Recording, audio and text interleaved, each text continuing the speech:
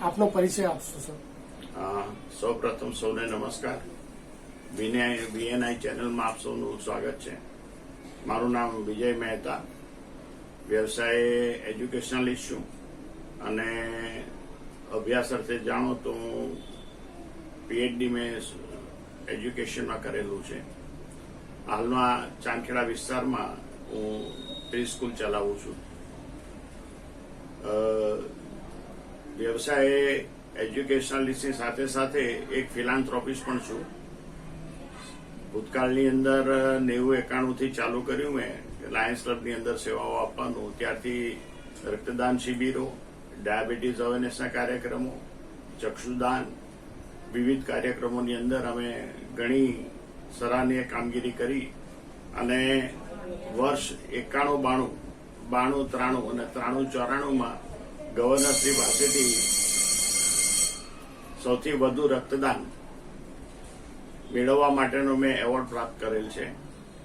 Gujarat home guards એટલે જે અમદાવાદમાં આવેલી છે હોમગાર્ડ્સની મુખ્ય કાર્યાલય, ત્યાં આગળ અમે એક જ દિવસની અંદર રક્તદાન શિબિર યોજી અને 1250 બોટલો અમે એકઠી કરેલ છે, જે રેકોર્ડ આજ દિન સુધી કોઈએ તોડેલ નથી.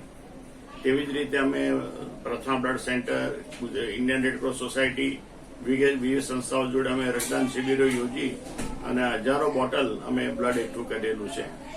વધારે અમે બ્લડ મેળવેલું છે યુનિફોર્મ બોડીઝ એટલે કે army, air force, navy, police, BSF, CRPF, CISF જે વિવિધ યુનિફોર્મ બોડી સાથે અમે કામ કરી અને અમદાવાદની બળબળતી ગરમી એટલે કે 45-46 ડિગ્રીની અંદર પણ અમે 500 થી 1000 બોટલો અમે રક્ત ભેગી કરીને લાવ્યા છે. આ એક બહુ જ પ્રશંસનીય કાર્ય છે. એક મારા જીવનનો સૌથી વધુ સંવેદનશીલ કહેવાય એવો બનાવ આપણે જાણ કરું કે જોધપુરની અંદર અમે એરફોર્સનો અમે બ્લડ ડોનેશન કેમ્પ રાખેલો અને ત્યાં અમારે 500 બોટલ એકઠી કરવાની હતી અને બોટલ જેવી ટેપ થાય એટલે 2 કલાકની અંદર એને પ્રોસેસમાં લાવી દેવી પડે.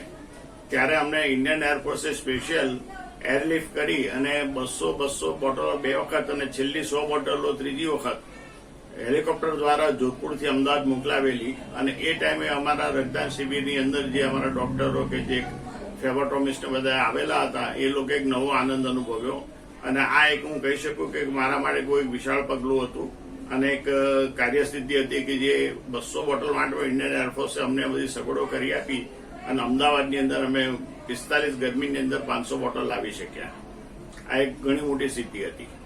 તેવી જ રીતે તોફાન સમયે, ભૂકંપ સમયે જે કંઈ કાર્યવાહી કરી હતી અને એના માટે world book of records Forbes લંડનનો એણે અમને સ્પેશિયલ એક હ્યુમેનિટેરિયન સર્વિસીસનો એવોર્ડ આપેલ છે અને ફોર્બ્સ વર્લ્ડ બુક ઓફ મેગેઝિનની અંદર અમારું નામ એ લોકોએ ઇન્વોલ્વ કરેલું છે.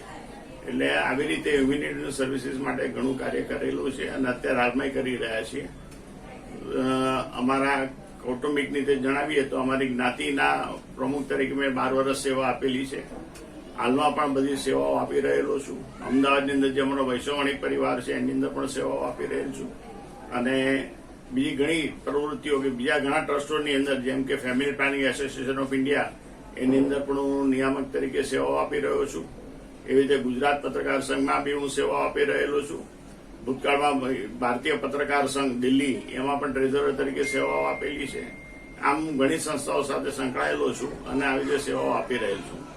રાજકારણથી અલિપ્ત રહી અને માનવ સેવાના કાર્યો માટે આપણે સદાય સેવાઓ આપી રહ્યા છે. કોરોના સમયે પણ આપણે એટલી સેવાઓ વિરાટ મહેતા હોસ્પિટલ તરીકે આપણે આપેલ હતી જે ઘણી પ્રશંસનીય હતી અને ઘણા અખબારો એની નોંધ લીધી હતી. આ રીતની મારી માહિતી હું માનું છું કદાચ આપણા માટે ઘણી પ્રેરણાદાયક હશે અને આપ પણ સૌ આવા સેવા કાર્યોમાં જોડાવ તે મારી આપને સૌને અપીલ છે. નવી પેઢીને શું સંદેશ આપશો? નવી પેઢી માટે એક જ વસ્તુ કહેવી છે કે સામાજિક કાર્યો જે કદાચ તમને એમ લાગતા હશે કે આ કરાય ના કરાય પણ નેતૃત્વ લઈને કાર્યો કરવા જોઈએ. દાખલા તરીકે તમે કશું ના કરી શકો તો ઉનાળાની અંદર એક પાણીની પર પણ બેસાડી શકો છો. જે કરીને તમે ત્યાં તમારી સોસાયટીની બહાર બોક્સ બનાવીને બિન વપરાયેલા તમારા સાધનો, પુસ્તકો, કપડાં તમે ગરીબોને આપી શકો છો. આવી રીતે તમે કોઈ પણ કાર્ય તમારા થકી સમાજને માટે કરી શકો છો. એવું જરૂરી નથી કે આપણે સમાજને 2 ટાઈમ રોટલો આપવો. કોઈને તમે શિક્ષણની ફી પણ આપી શકો, એ શિક્ષણના જૂના પુસ્તકો પણ તમે આપી શકો છો. આવી રીતે ધારો એ સેવા તમે તમારી જાતે એકલા અથવા સંયુક્ત રીતે કરી શકો છો. અને છેલ્લે એક પ્રશ્ન આપને આ ઉંમરમાં 70 વર્ષની ઉંમરે પણ આપ એક યુવાન દેખાવ છો, એની પાછળનું શું રહસ્ય છે? શરૂઆતથી જ 18 વર્ષની ઉંમરથી જ એસએસસીમાં પાસ થયા પછી એક વર્કોહોલિક તરીકેનું કામની અસરો મારામાં વણાયેલી છે.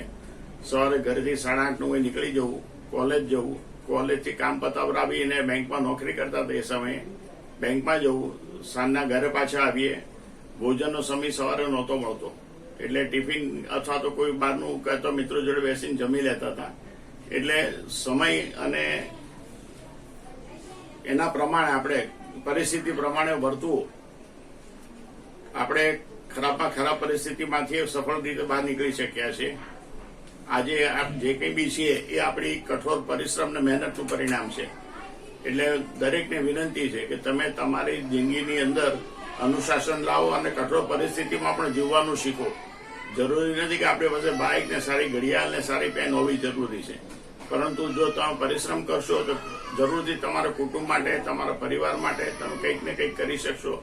તે મારી અભિલાષા છે. ધન્યવાદ, આભાર.